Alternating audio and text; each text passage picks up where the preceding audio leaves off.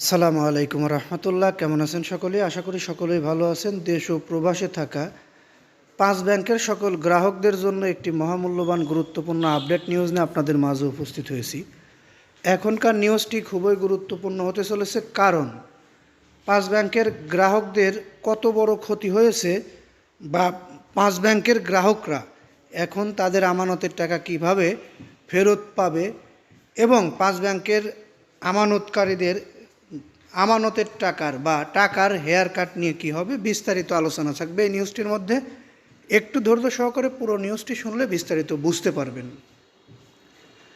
একটি দাবি এসেছে, একীভূত না করে প্রকৃত মালিকের হাতে ছেড়ে দেওয়ার আহ্বান 5 ব্যাংকের।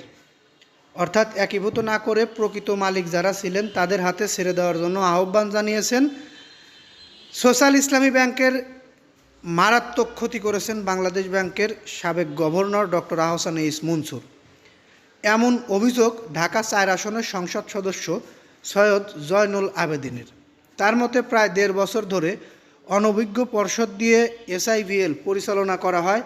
এতে গ্রাহক অনাস্থার প্রায় অর্থশূন্য হয়ে পড়ে ব্যাংকটি।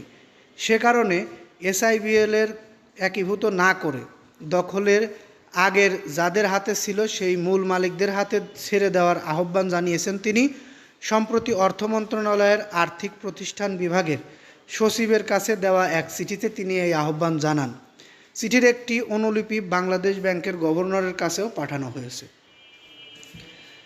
আমরা যে বিষয়টি বলবো সেটি হচ্ছে, বর্তমান এই কথাগুলো অনেক উঠছে বা এই কথাগুলো নিয়ে অনেক সমালোচনা হচ্ছে যে এই ব্যাংকগুলো আগের মালিকদের হাতে দেওয়া হবে কি না, বা আগের মালিকদের হাতে থাকলে ভালো চলবে কি না, একীভূত করলে কি হবে। আমরা দেখছি 2 লক্ষ করে টাকা দিয়ে আর কোনো গ্রাহকদের আমানতের টাকা এখন পর্যন্ত ফেরত দেওয়ার কোনো নামই নেই। গ্রাহকরা আমানতের টাকা ফেরত পাচ্ছেও না। এখন বিষয়টি হচ্ছে, এই টাকাগুলো গ্রাহকদের কবে ফেরত দেওয়া হবে, কার কাছে ব্যাংক গেল, কে ব্যাংক পরিচালনা করলো, সেটি গ্রাহকদের দেখার বিষয় নয়। গ্রাহকদের দাবি একটাই, এই ব্যাংকে যাদের আমানতের টাকা রয়েছে তাদের টাকা সুদসম্মত ফেরত দেওয়া হোক। আপনারা যারা গ্রাহকরা এই নিউজটি দেখছেন তাদের মতামত অবশ্যই কমেন্ট বক্সে জানিয়ে যাবেন।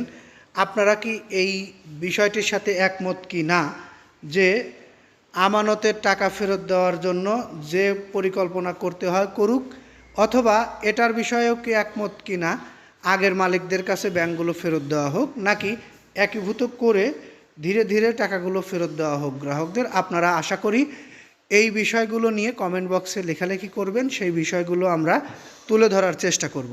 যাই হোক, ধৈর্য সহকারে এতক্ষণ নিউজটি দেখার জন্য আন্তরিক ধন্যবাদ জানাচ্ছি। পরবর্তী নিউজের জন্য অপেক্ষা করুন। ততক্ষণ সকলেই সুস্থ থাকুন, ভালো থাকুন। পরবর্তী নিউজ পেতে চ্যানেলটি সাবস্ক্রাইব করবেন এবং লাইক, কমেন্ট, শেয়ার করবেন। এই আহ্বান জানিয়ে এখান থেকে বিদায় নিই। আসসালামু আলাইকুম।